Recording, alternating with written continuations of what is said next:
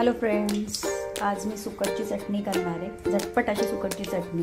तेल गरम केले, त्याच्यात हे टाकले, मोहरी आणि जिरं टाकले.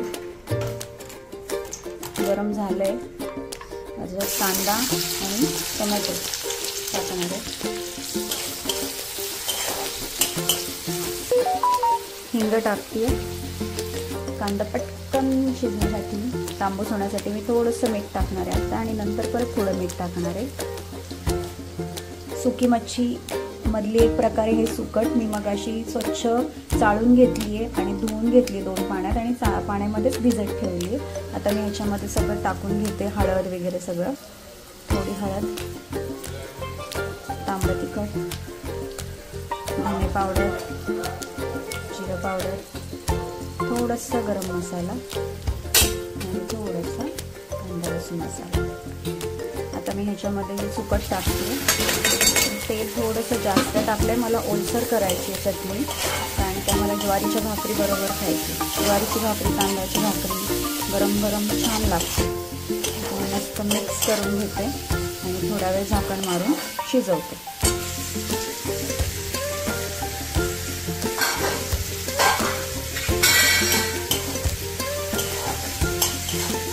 पाणी मी अजिबात टाकलेलं नाही आहे. वरती झाकण मारणार आहे आणि त्याच्यामध्ये पाणी ठेवणार आहे. खाली पाणी सुटेल आणि वाफेवरच सुकटची ओलसर अशी चटणी होईल.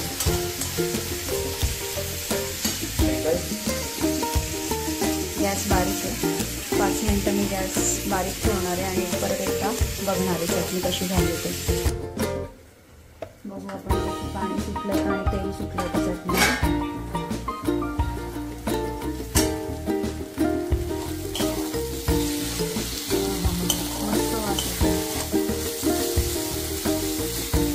ज्यांना कोथिंबीर आवडत असेल त्यांनी वरतून कोथिंबीर टाका, नसेल आवडत तर नका टाकू.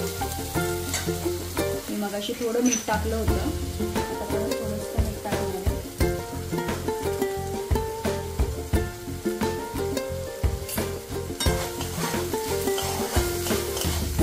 सुकटी पटकन होते.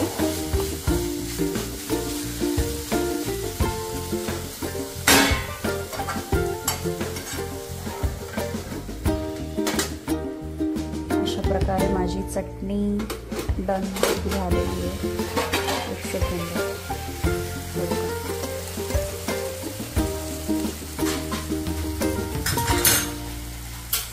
तिला आणि सिद्धार्थला अजिबात आवडत नाही, पण मला खूप आवडते चटणी ही.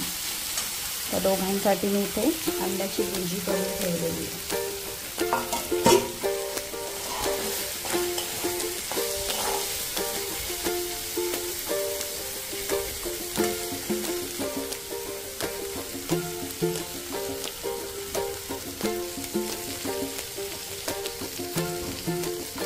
Bye bye.